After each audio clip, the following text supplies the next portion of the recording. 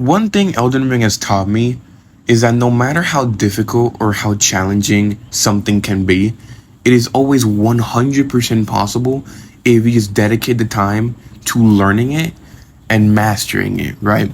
So I remember back in like 2022 when the game first came out, right? When Elden Ring first came out, I decided to go ahead and make my first character, right? And it was a magic build. Now at the time, I remember some discourse saying, "Magic takes no skill. Using summons is against, the rules or whatever," which is kind of dumb. But I would read those comments and I was like, okay, whatever, I don't care. I'm gonna go in with magic builds and I'm going to have an easy time because everybody says it's like easy mode essentially. But then I went in for a magic build and then I faced off against Margit. And it took me a lot of time in order to beat him because even though I was using spells and I was using a magic build, I was still getting my ass whooped. I was still getting beat up. I was still struggling. And soon enough, I had to use summons in order to beat Margit. And that quickly threw me off. I was like, hold on. This game is really tough. And by the way, Elden Ring is my first Souls experience, so I didn't exactly knew what I was getting into until I started playing the game, and I'm like, oh my goodness, this is kind of insane. This is actually kind of ridiculously hard. So I stopped playing. I don't think I even managed to beat Godfrey in that character. So I stopped playing, and I stopped playing for I think a year, and then a year later I gave it a chance because I kept seeing it in YouTube and I kept seeing it everywhere. So I might as well try it again. And this time I tried it again, but without a magic build. And I got absolutely destroyed. So I gave up. And I gave up from the game and I didn't play it for a whole other year. Until recently, as of 2 months ago, it's going to be very, very funny to admit. But when I saw Kai Cenat do the Elden Ring marathon, that stream inspired me to play the game again and give it one last chance. Because I was not exactly too keen into Elden Ring. I was like, this just might not be the game for me. This is too hard. This is too difficult. The gameplay, the fundamentals of a Souls game is just not for me. And it's not something that I'm, going to enjoy. But when I saw Kai Cenat do it, a guy has never played any Souls game before, right? I saw him and I was like, oh my goodness, this guy is beating the game. This guy's actually doing what I thought was super difficult, that was super bad in itself. And then I saw him, play through the game and start beating the game. And then when he got to the final boss and he beat the game, I was like, wow, he actually did that. Some guy that never played a Souls game before, some guy like that actually beat Elden Ring, right? Some guy that I could, relate to in that sense because I generally just didn't really see the potential in Elden Ring until I saw him do that. And I was like, wow, if he can do that, then I can do that too. So I set a goal for myself. I was like, okay, the DLC is dropping in a month. So I am going to become an Elden Lord before the DLC drops. And so that's what I did. I was like, okay, I'm going to make a new character fresh. I'm going to go start fresh. And I'm going to go ahead and beat the game. And I'm going to become an Elden Lord before the DLC drops. Now keep in mind, this was my third character, so I had some experience in the game, but I wasn't exactly the best at it yet, right? Because I only, played for so little. It was basically like a new playthrough for me. So as a new player, I looked up what's a good beginner build, which, now to think about it, I shouldn't have done that, if I wanted to do a fresh playthrough. But I looked up a beginner build and I found the Bloodhound, which is one of the strongest weapons in the game. Basically, a bleed build. So I did the necessary steps to get that weapon and to get the build itself.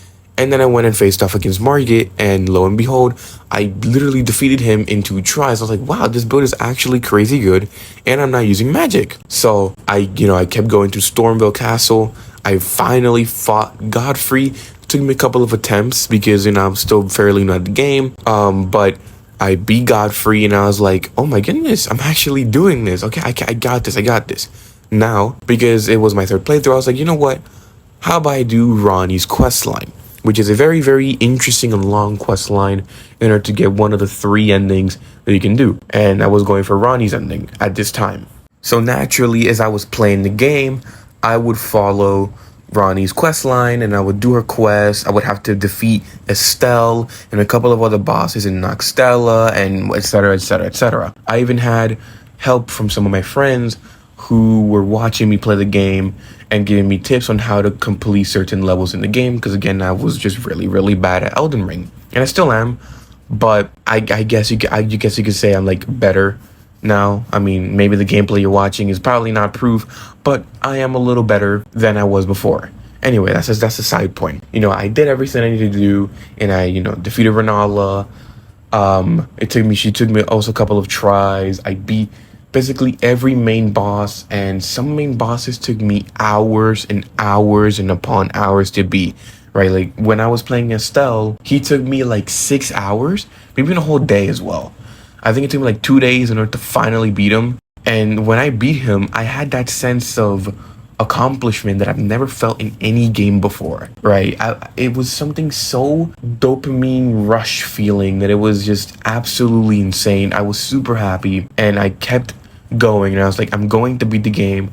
I'm going to get this done, and I will become an Elden Lord before the DLC drops.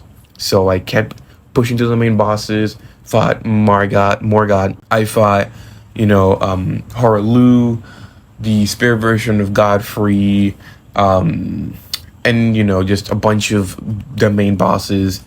And then I got to the final boss. And here in this stage, it was the most nerve-wracking that I've ever been in, because I'm just one boss away from being an Elden Lord, and I just could not wait to beat him. And as you can probably guess, it took me a while, and I mean a long while, in order for me to beat the Elden Ring final boss. And for me, as a beginner, or as a semi-experienced player, it took me a while, like 2 days, probably, maybe 3, in order to beat him. And I'm not the best gamer in the world. I'm not going to claim that I'm like a professional in any game I play. So it definitely has taken me probably a lot longer than the average player. However, I will say, getting to Elden Beast for the first time, because that boss has like 2 bosses basically, was like, oh my goodness, okay, he's just one phase away, and then I get killed by the Elden Beast. Now at this time, Torrent was not available, so you could not use Torrent, so it was a lot harder to beat the Elden Beast phase.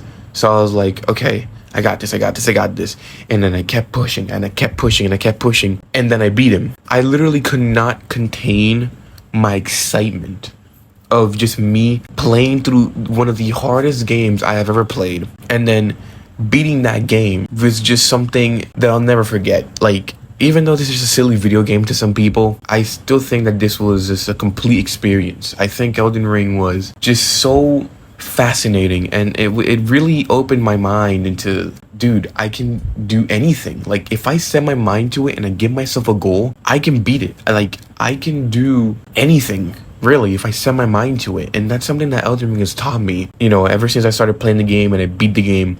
Everything has a process, and everything has to go through trial and error.